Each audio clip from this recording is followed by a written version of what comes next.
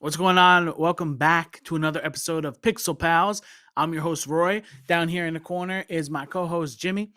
Jimmy, I just found a piece of trash down there where I point normally to you, but you're not a piece of trash, okay? Because it's Mentos. You're the fresh The maker. fresh maker. Thank you, You Roy. know what? Fresh make the intro.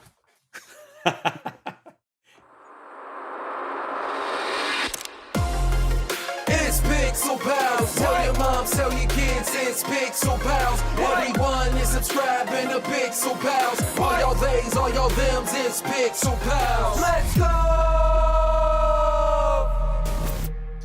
Let's go. Episode two of many. We don't have a limit on it. We weren't signed to a season long contract by anybody yet. Yet. It's coming, Roy. I've gotten a few emails, but we'll decide. We want to talk about, speaking of working, I want to talk about a few things about working this episode here. And I want to start off, obviously, in our industry, right? Me and you, we have the most experience in our own industry. I can't really speak on other industries. And I want to start off kind of with something that you're probably most familiar with is the gig industry.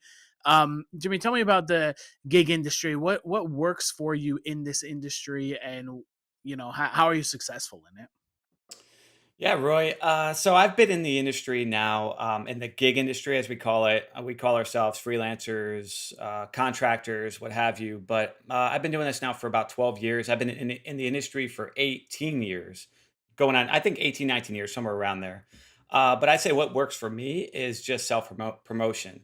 Make sure that you're on the popular platforms like LinkedIn is my preferred platform, but I do have a lot of people asking me for my Instagram so they could see some of my previous work in there, kind of cut the videos, make them look, exciting, fun, what have you, but just so that they could see some of your past work. But promoting myself on LinkedIn has been crucial to my success.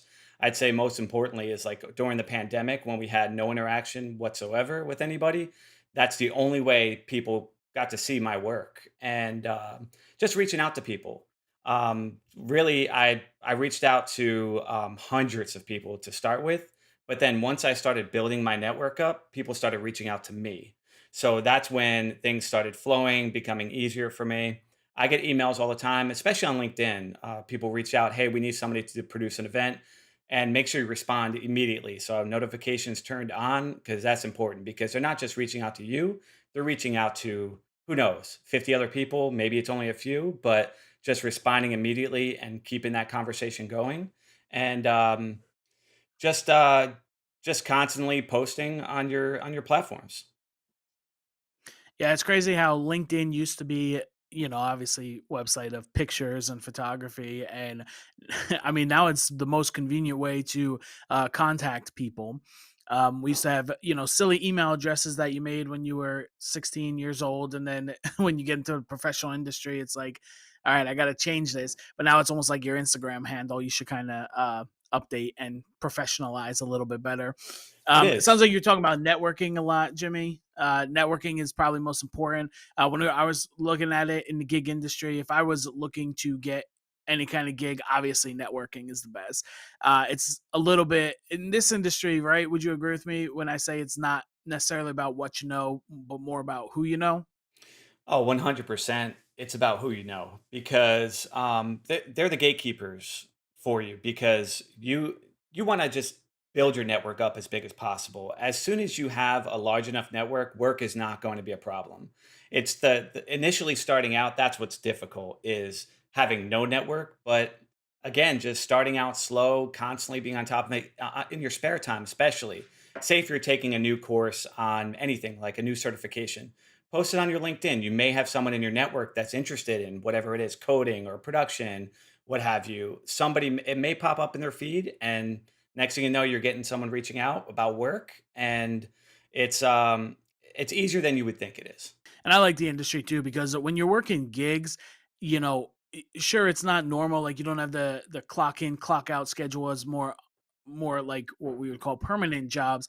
However, these are not long-term solutions. They're the short term. You don't have to attach yourself with something that's going to be your career and you're going to be stuck with it, because a lot of people don't necessarily want to stay with one thing for their, the rest of their life. Not a lot of people are going right now and saying, "Hey, I'm going to go work at this company, and I can't wait to retire at this company too." So working the gigs, you get to work with a lot of cool, different people, and if you didn't enjoy the work experience, well, you don't have to keep that relationship going, but maintain the relationship obviously if you want to keep it going. Let's go ahead, Jimmy, and we'll take our first commercial break because we got to hear from our sponsors too. Milk.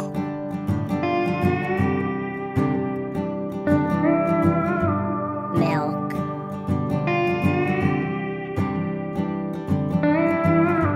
Milk.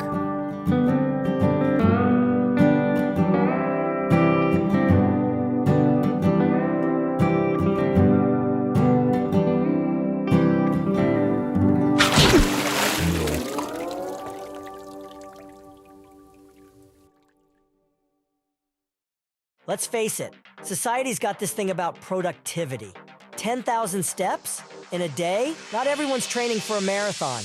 Chores? But then who's gonna scroll my socials, right? Besides, if I avoid everyone, I only need to post pictures looking like I do stuff. Enter Lazy Pal, my partner in guilt-free relaxation.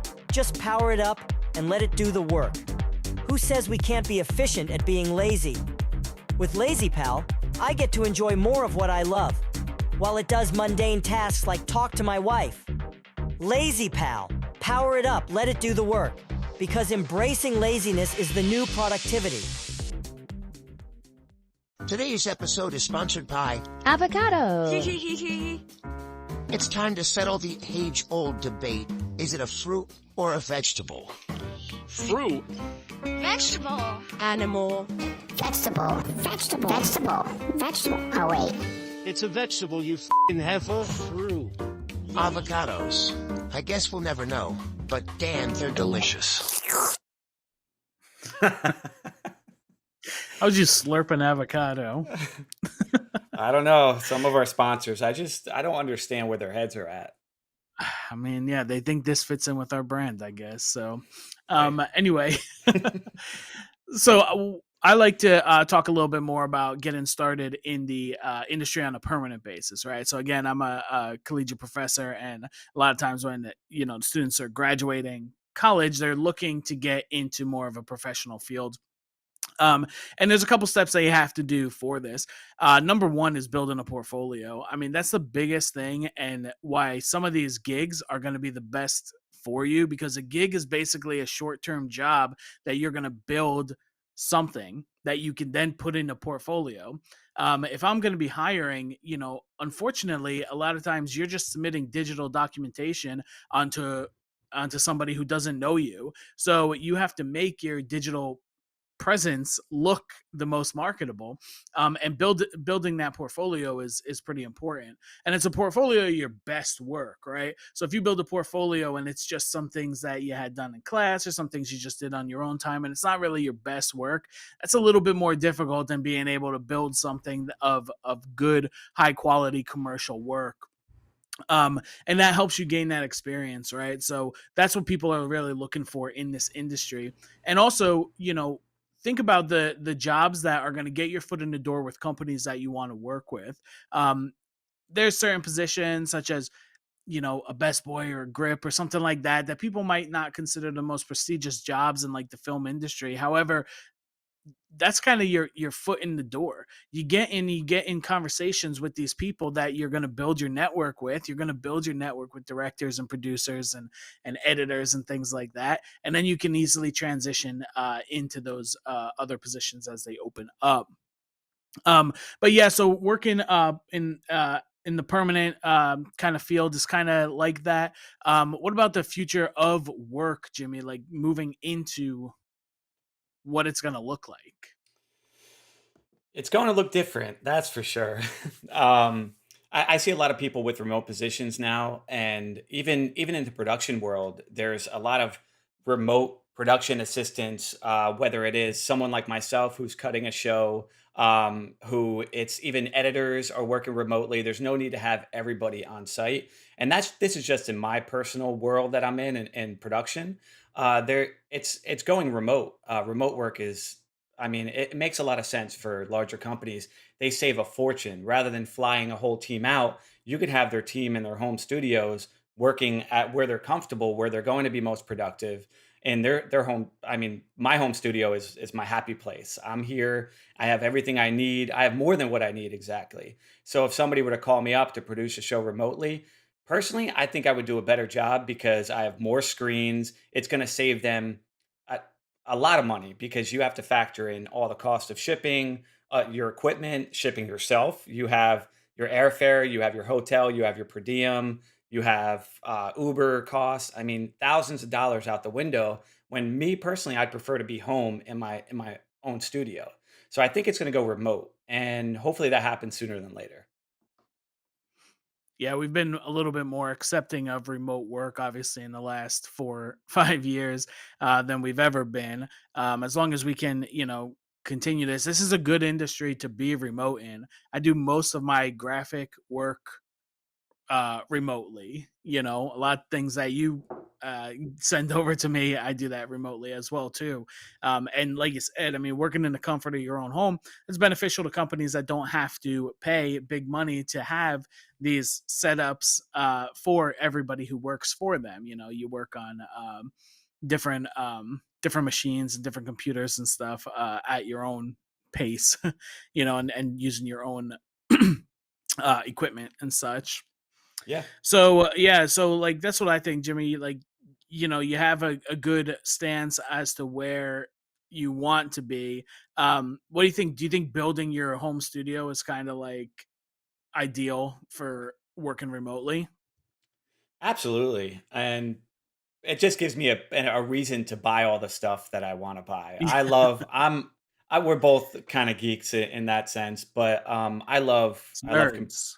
we're nerds, yes. I guess Yeah. geek is the term. We don't talk about the geeks. Yeah. No, it's not us. uh, but I love equipment too. But honestly, I built my home studio before I even had the work, so I knew where I wanted to go. I knew what I needed to get there, and I just built out my home studio. And it gives us the opportunity to do things like this as well. This doesn't necessarily make us money yet, but it's coming, Roy.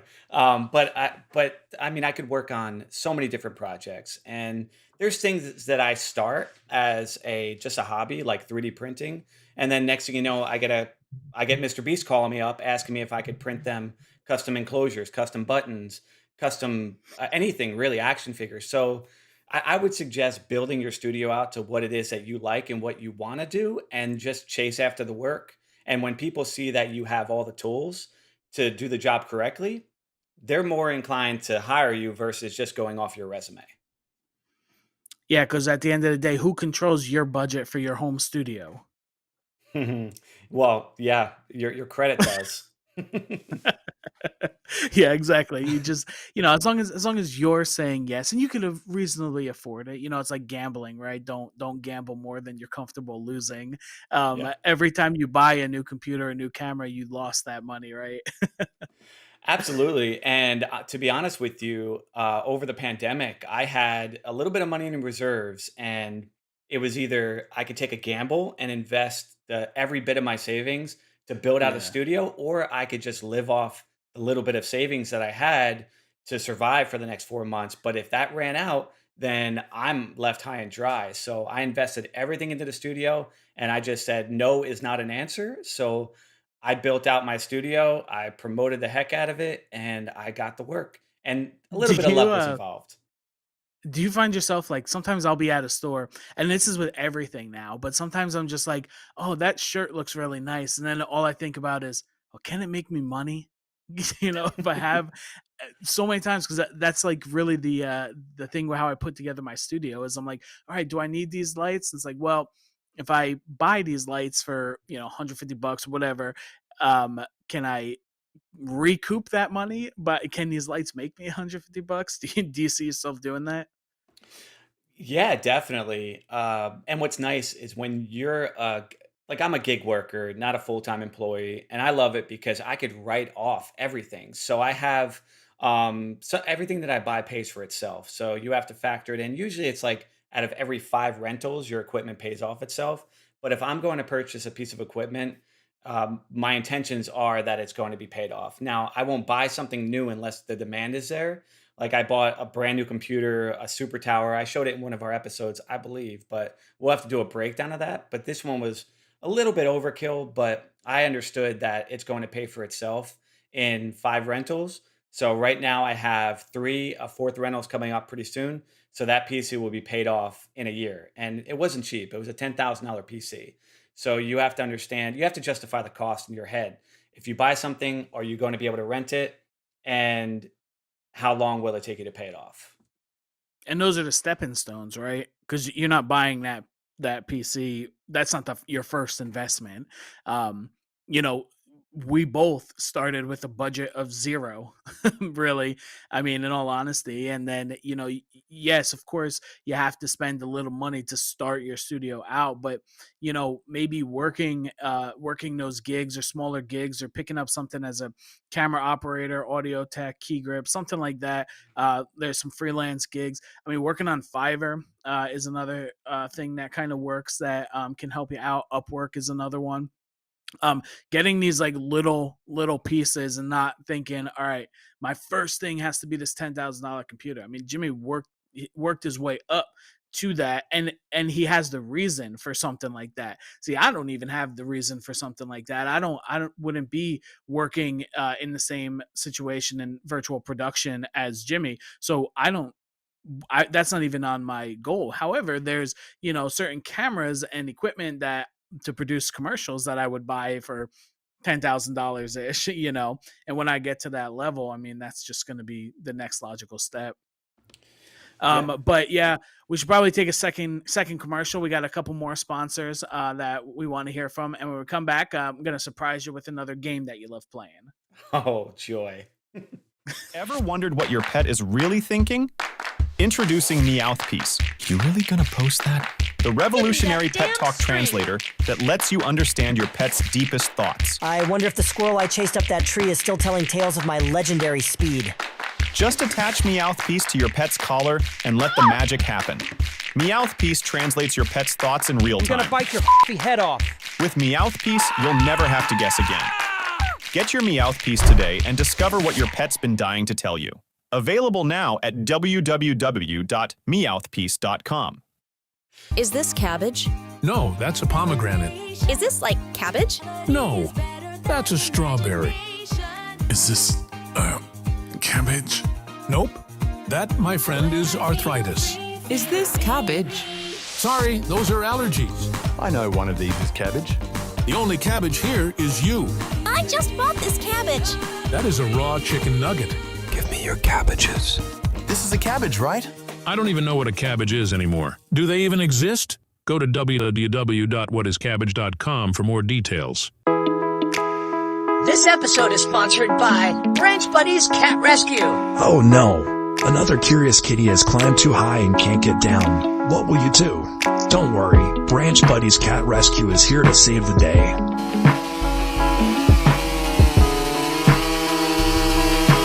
Our expert team of rescuers specializes in safely retrieving cats from trees, no matter how high they've climbed.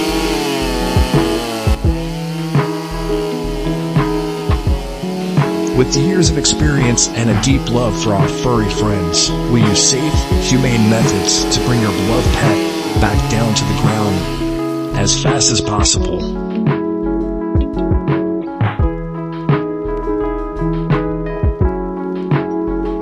Branch Buddies.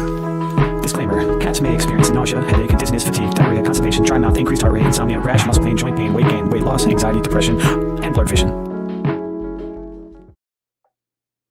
Some of our favorite sponsors, Branch Buddies, Meowthpiece, and Cabbages. Is it Cabbages, or are we sponsored by a coalition for what is cabbage? Well, am I cabbage? The only cabbage I see is you. So yeah, we'll have to figure that out. I'm not sure what is cabbage, but you know what time it is, Jimmy? It's game time, and this game is called This or That. Perfect graphics coming up. We need a theme song, Roy. I know. Do you want to sing one right now? Not right now. Okay, fine. Well, maybe next time we'll have a theme song. epically produced. So, Jimmy, what is this or that? Basically, this or that is I'm going to give you two options of just this or that, and you got to pick. Are the options good? Are the options bad? Well, we're in this digital media type of field, so I'm going to stick thematically to that stuff. We'll start off easy, right? So, Jimmy, would you rather do this, deal with an equipment malfunction during a live stream, or would you rather do that, deal with talent no showing at the last minute? Equipment failure, Equipment 100%. failure. Yeah, that's the Why? fun. It's the fun stuff, man. That's when the adrenaline starts pumping and you figure it out and you're the hero and you save the day. But also every time something goes wrong, that it just makes you better. I love it. It's true. Yeah. Yeah. You'll learn how to do it for the future. If talent doesn't show up, then you either become the talent or you just can't go. For sure. It's not real not a lot of things you could do aside of that. Mhm. All right, good, Jimmy. So let's go to question number 2. This or that. Would you rather A, go viral on TikTok, except you can only post cat videos? Or B, would you rather go viral on YouTube, except you can only produce different types of tutorials on how to tie shoelaces with one hand? Oh God. TikTok is the devil. So I'm gonna go with YouTube and I'll have to work on tying my shoes. So you're viral now. 10 million subs on how to tie your shoes with one hand. You got to come up with different tutorials on how to do that. There's a market for everything on YouTube, Roy. I think so. All right, Jimmy, let's check this one out. Would you rather film a documentary in a haunted mansion or Yes. film a reality show with the stars of Jersey Shore on an island? I'm going haunted all the way. And I want to hear your take on this because I'm not sure you like anything horror related, but I love haunted houses personally. Funny story is sometimes I'm teaching in class and like me, if I could control my own artistic abilities, I would draw cute things, fun things, lots of bright colors. Except anytime in class, I'm in graphic design class or something, and I start doing something, it always ends up to be the horror version of it. So I don't know, maybe deep down I'm actually like a horror creator. I just don't know it yet. You are. Okay, let me find 2 more. Let's see, that one's no good. Let's talk about different industries. So, would you rather this? Would you rather find last minute changes that you have to make to a wedding video? You shooting a wedding, or would you use an old school projector on a live event? Have to figure out how to use an old school projector. Remember with the transparent sheets of film and you have to write on it? Oh my gosh. What was the first one again? I was too busy trying to Get find ways last to minute scare change. Oh goodness, no, that's the horror stuff. That was the last question. you. Last minute changes for a wedding filmmaker. Yeah, I'm gonna go with last minute changes.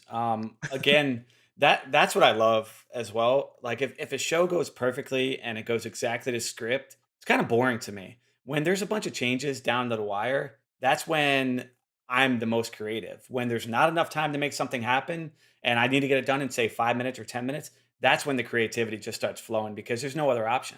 It's either you complete the task or your client's going to be disappointed. And 10 out of I 10. hate clients in the wedding industry. The Yeah, brides and the mother-in-laws and all that. I don't know, that to me, whatever the other option was, I forget what it was, but I'd probably rather do that the just because I want to projector. stay away from that industry. Oh, those All old right, school we got one projectors. more, Jimmy. Last one. This is gonna be your editing software choice because you're all about quick stuff, right? We talked about AI last week, and AI makes things makes you be able to do things quicker. So, would you rather use Adobe Premiere Pro to edit a video, except it had to be of your most embarrassing moment, or you could use CapCut, except you have to use footage from the time period end of your 3rd grade spelling bee? That would be pretty comical considering how bad I spelled now. So I don't think I've gotten any better. So it would I'm using I used to love Adobe Premiere Pro, but CapCut for me it's just so easy and such a light program to use. I could use on my phone or my computer. I'm going with CapCut because you have all of the stock footage on there as well, so you don't have to go to other places. I know Premiere has that, but I'm just so comfortable with it now. I started using it for like YouTube Shorts and whatnot, but I'll use it for anything now. Yeah. It's quick and it's easy. And I mean, for what you want to do, like most of the time, it's probably acceptable. For me, I can't use it. I guess I'm too old now, and I'm like, "Oh, this child stuff, I can't use it anymore." But Premiere Pro, big clunky program, I like to use that. You're old school. All right, so that wraps up episode 2, talking about some work. Make sure to follow our socials. Jimmy will put that up somewhere underneath me. I'm sitting on top of them. And then right over here. Make sure to click subscribe on the channel, turn on the notification bell, do all the YouTube things. That's going to help our channel out and help us deliver more content to you. So, for Pixel Pals, the most pixels, the most pals, the home of the Whopper, whatever it is, we'll see you next time.